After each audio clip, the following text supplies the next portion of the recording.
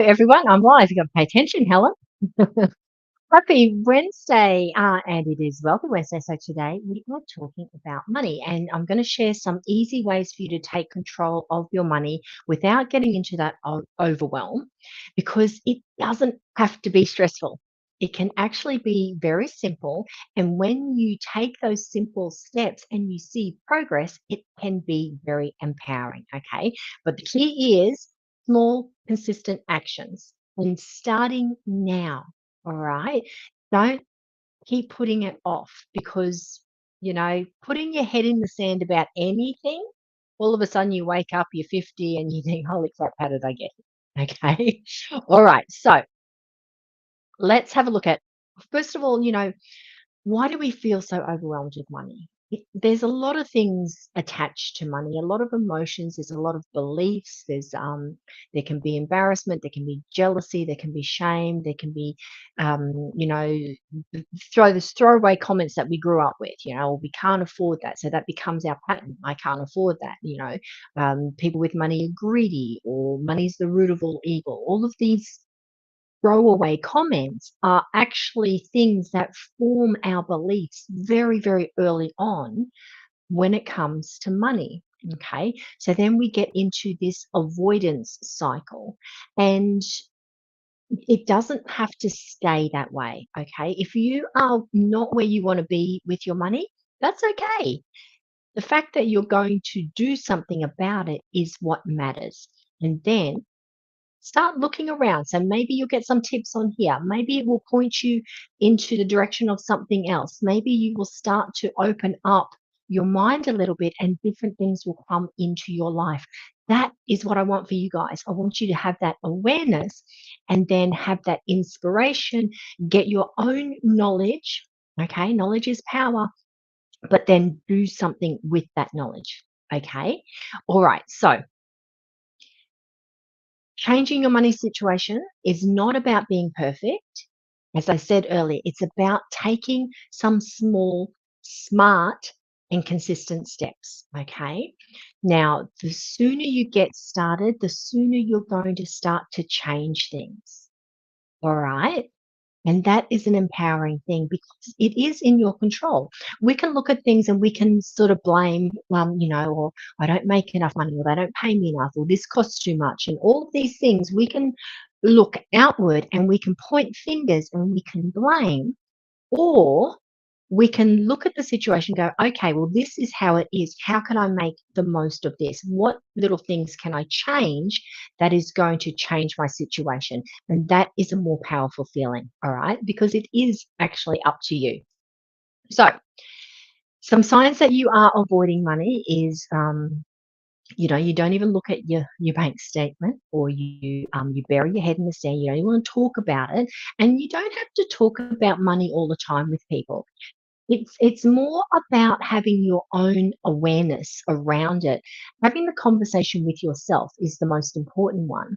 If there are people who don't like to talk about money, then don't talk to them about money. Okay. Find the people who do, because they're going to help you find the solutions that you're looking for. Okay. Now, if you find yourself living paycheck to paycheck, that is something that that needs to change, but maybe you don't know how to change that. So I'm going to give you some little tips to help you get get out of that cycle as well, because money is the biggest um, source of stress that there is in our society today, and living that paycheck to paycheck is very stressful. So we want to avoid that, because stress plays havoc on your mind, it plays havoc on your body, how you feel. Okay. So let's start to eliminate some of that stress. And if you find yourself in that, well, one day it's going to work, or one day I will have a look at it, or one day I'm going to, get my stuff sorted, be aware that you keep putting things off, because tomorrow never comes. Waiting for someday to come, time moves so fast, and you're going to be 5 years down the track and still in the same position. So this is where it's like, okay, it might be a little bit uncomfortable and it might feel a little bit, I don't know where to start. That's what this live is about, to help you get somewhere to start. because it's just about starting. You don't have to go and make these huge changes. You can start small and then you can build up and build up. And that is how you avoid all the overwhelm. Okay. All right. Because the truth is, our dollar doesn't buy as much as it used to. Inflation is eroding our savings. And if you keep putting things off and keep your head in the sand, you're going to miss opportunities. Okay. All right. So let's get into some steps, some things that you can actually start to do. The simplest thing that you can do, and look, years and years ago, I read the Barefoot Investor's book. I'm sorry, I can't remember his name. I think it's Scott. The Barefoot Investor. If you haven't read that, read that because changing your money mindset is also about educating yourself and improving your financial IQ. Okay. You don't have to become some financial guru.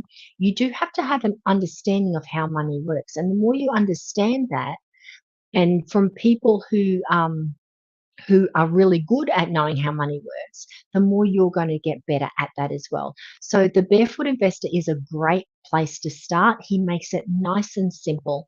And this is something that we did years and years ago, and something that I've taught the kids as well. And so, what he basically says is that you have your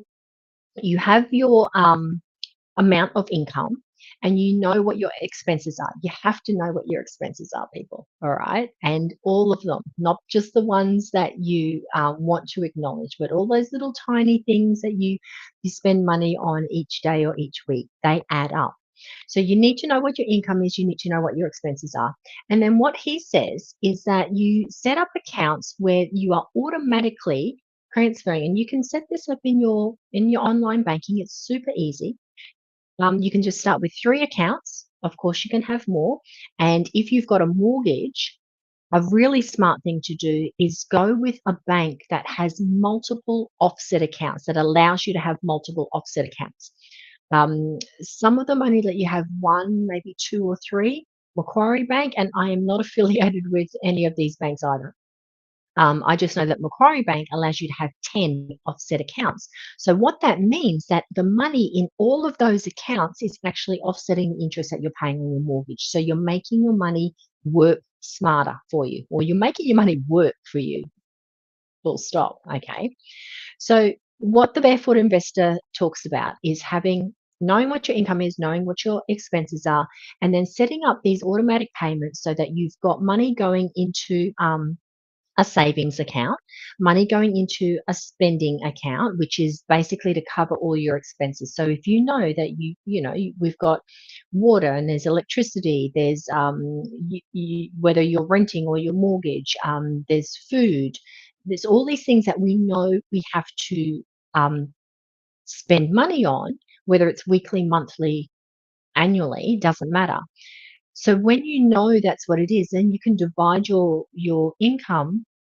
If you're getting paid weekly or fortnightly, you divide it into um, small amounts that then go into this account automatically. Because the thing is, you won't even miss it. Okay. And then when these bills come in, you've got this nice little bunch of money sitting there to cover them. So that in itself is going to take away a lot of the stress. Okay.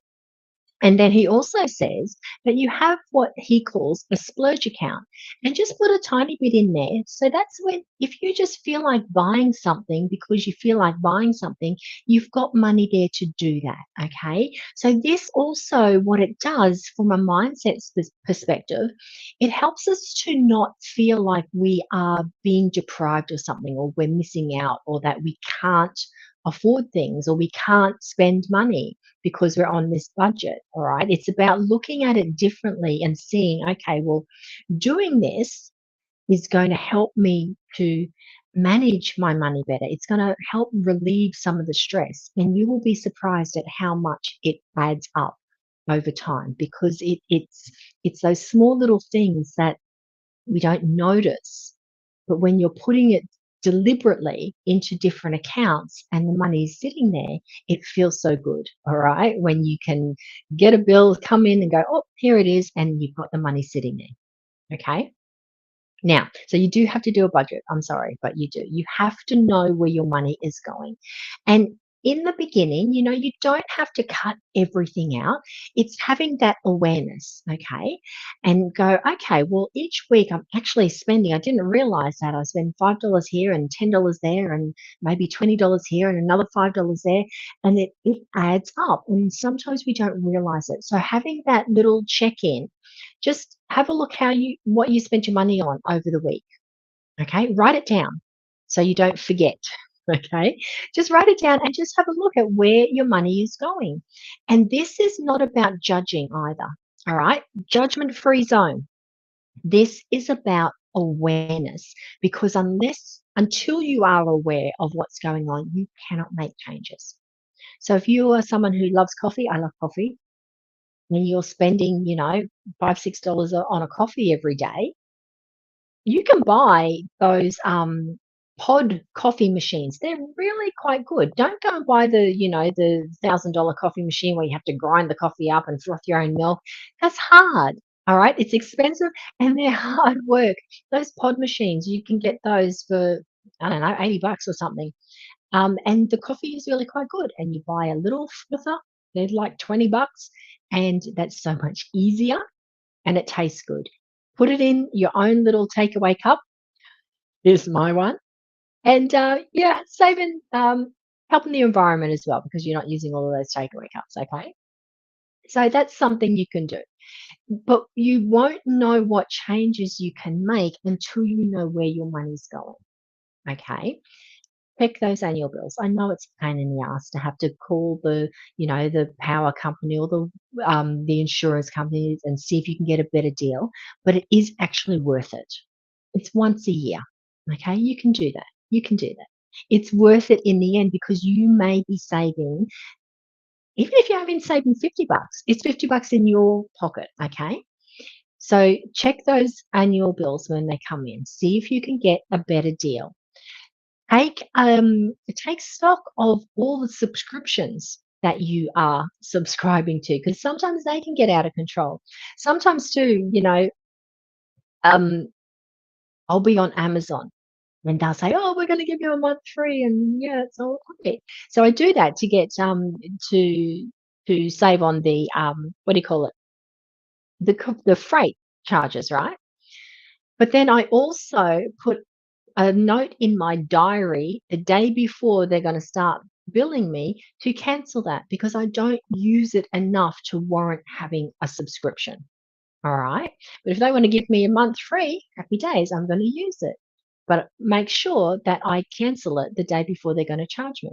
Okay. Have a look at all the different subscriptions that you're on. Do you actually need all of those? Do you need to be subscribed to all of the streaming things? Because they pretty much have a lot of the same stuff on them. So just have a look at that. All right. Even when it comes to your food shopping, plan your meals. You can buy things that will go across multiple meals. There are ingredients that will go across multiple meals. Okay. Um, so that's going to save you money as well. It's going to save you on wastage on food as well. You know, make your lunch every day. It's easy to make a sandwich or a salad or something to take to work so that you're not spending money every day. And then with your splurge account, maybe if once a week or however often it feels right for you, then you go and buy yourself lunch because you can. All right. There is this compromise. There is a nice middle ground. It's about looking at what you're doing, looking at where you want to go, and being a little bit creative. And those things aren't even that creative. All right. But it's about thinking outside the square. It's about changing that mindset, not in, what am I going to miss out on and what am I depriving myself of versus how can I get ahead? How can I make this work? All right. If you think you're bad with money, change that up. You know, I'm getting better with money. I'm making changes to make my money work for me. And then start looking at, so once you start getting some savings happening, that is a great first step. You are not gonna get ahead by having money in the bank, though. I'm sorry. 5% is not it's not great. They wanna make you feel like it is great, but if you had $1,000 in the bank and they wanted you to put that in a term deposit or a high interest account for a year, saying, oh, you'll get 5%. 5% is better than nothing, but 5% of $1,000 is $50 over 12 months. You've made $50. No, it's not great. It is a good start with the savings, and then you want to start looking at, okay, well, now that I have this savings, what can I do to make that money grow? And that's where you want to expand, broaden your field, and look at, okay, well, what other things are actually going to give me a better return on my money? Okay, and look at some sort of buying assets. So an asset is something that puts money in your pocket, not take it out. It has to put money in your pocket without you doing something. So look at what assets you can buy. Look at what passive income opportunities there are out there, and there's heaps of them. But once you change that mindset, and then you sort of open your eyes a little bit, you'll see things come in. Always do your due diligence, though. Don't just trust whatever comes across you. Ask questions, educate yourself, and then that's how you minimize that risk as well. Okay. All right. So I hope that you have gotten something out of this. I hope there's been a little tip or a little action step that you've gone, you know what, I can do that. So have a look and just reflect. And what is one thing that you can do? What is one thing that you can start to do today? Not tomorrow, not later, but do it today. Okay. Pick something and take action on it. And remember, it does not have to be a huge thing. It can be something very, very small. All right. Because it is the small steps, the small choices, the decisions that we make every single moment of every single day. The small ones will either move us towards what we want, or it's going to move us away from what we want. But you've got to take that action. All right. There is a great Chinese proverb that says, the best time to plant a tree was 20 years ago. The second best time is now. All right, everyone. Thank you so much for joining me. If you've got questions, pop them in the comments. If there's something that you want to share on what you are going to do, maybe it's something different than what I've said. It might inspire somebody else. So pop it in the comments as well. All right. Have an amazing day, everyone, and I will see you on Friday. Bye bye.